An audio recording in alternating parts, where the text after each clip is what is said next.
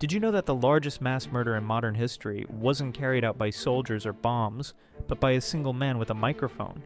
November 18th, 1978, Jonestown, Guyana.